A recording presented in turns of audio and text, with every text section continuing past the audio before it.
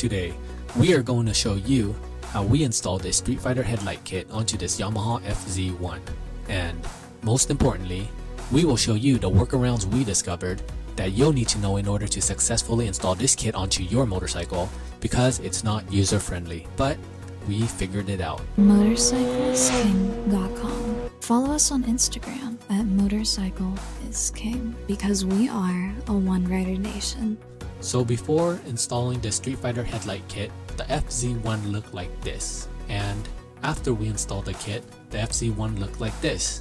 We think the FZ1 looks 100% better now. So this is our starting point. As you can see on this Yamaha FZ1, we've already removed the windshield, the mirrors, the headlight, and the upper stay bracket. We also removed the head fairing and the side panels. So once everything is removed, you're going to have something that looks like this. So one of the best advice we can give you is, as you remove your odometer from the FZ1's upper stay bracket, make sure you keep all those screws together in a separate location. Those will be the same screws we use to put the speedometer onto this bracket. And before we began, what we did was we went around the motorcycle, and whatever cables were zip tied to the motorcycle, we went ahead and cut those zip ties so we can loosen the cables. That's going to allow us to move the cables around and to pull them and to position them. Another item we need to remove is the clutch lever. The brake lever can stay in place, but the clutch lever, you do have to remove it. Okay, once all that's removed, all the cables are moving freely. Look at the front of the motorcycle. You're going to see two cable stays that are holding the cables close to the front of the motorcycle. Each cable stay is held there by a bolt. We're going to have to remove these bolts and remove those cable stays. The left side's going to come right out, but the right side, what we did was we pushed it towards the back and we used electric tape to tape it onto the cables to prevent it from moving around. So once you've taken off those two bolts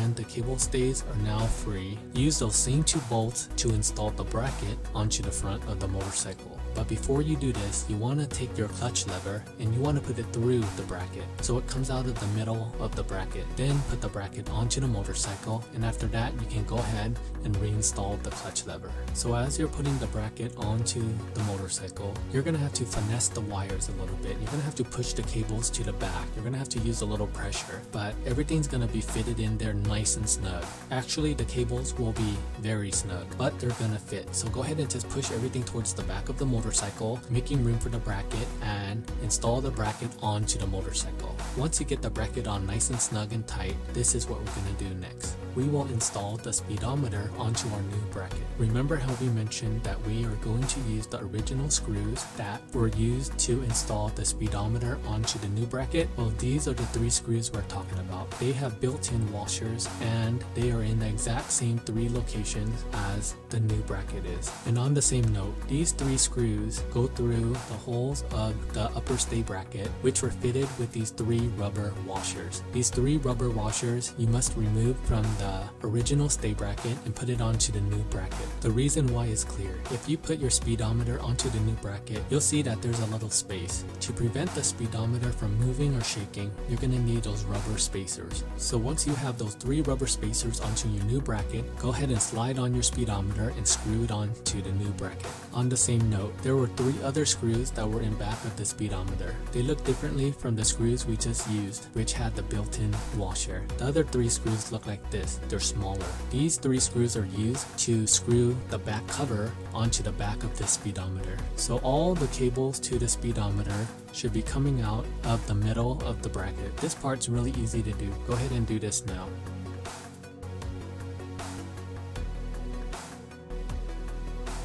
Once all the smoke clears, you're going to have something that looks like this. The speedometer is installed onto the new bracket and you have the back cover on the speedometer.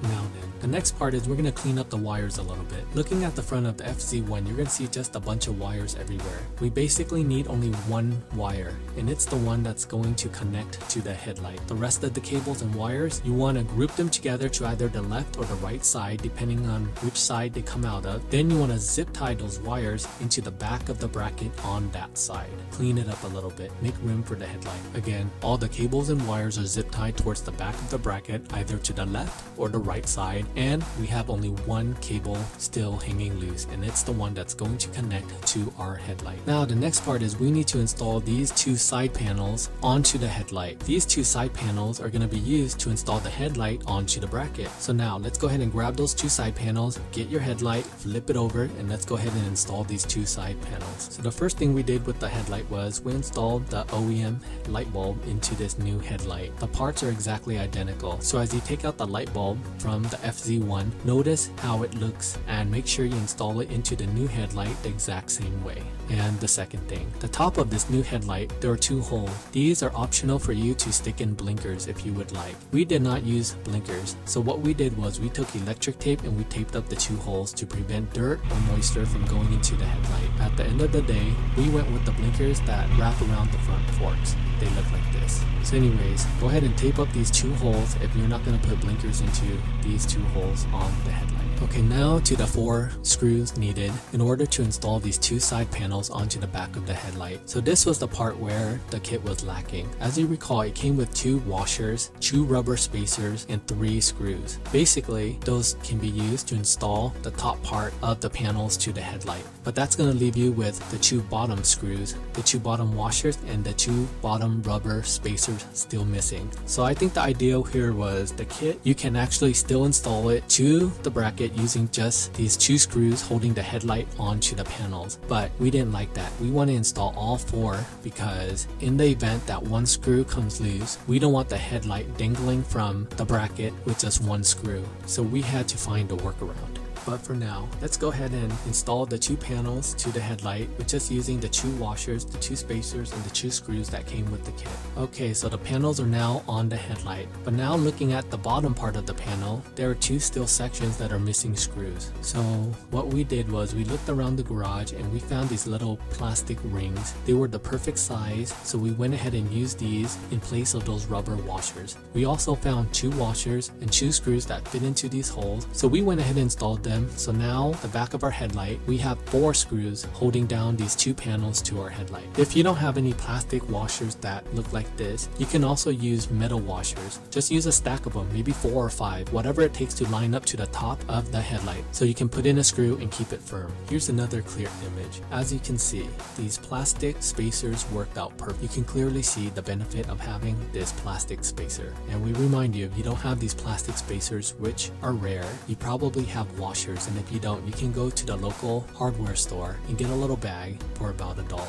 But make sure you do it because you do want to install this Street Fighter headlight onto your motorcycle as securely as possible. Okay, so there it is again. All 4 parts of the panel are connected to the back of the Street Fighter headlight securely. Now it's time to put the headlight onto the motorcycle. Okay, so to install this headlight onto the bracket using those panels, the kit did come with 4 screws to do this. They look like this. So 2 screws to each side of the headlight. Basically, 2 screws into each panel onto the bracket. So it's gonna be a tight squeeze, but as you finesse a little bit more and you push the headlight back using your hands with a little bit of pressure, you'll be able to line up these slots perfectly for those screws to go through. Go ahead and do this now. So being just 4 screws, it's actually quite easy to do, but if the slots are not lining up, that means you have some cables that probably need to be positioned to the back of your bracket, but they're probably in front of your bracket. Therefore, the headlight can't go back far enough for these 4 screws to be bolted on. So what you want to do is you want to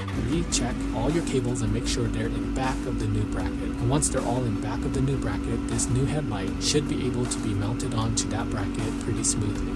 That's it, we're all done and it looks like this. And we mentioned earlier that we went with fork mounted turn signals. We thought that they look a lot better and they look like this.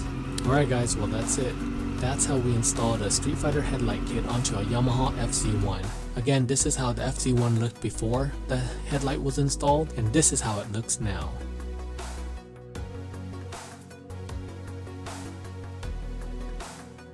So now turn off this video and go install your Street Fighter headlight onto your Yamaha FZ1.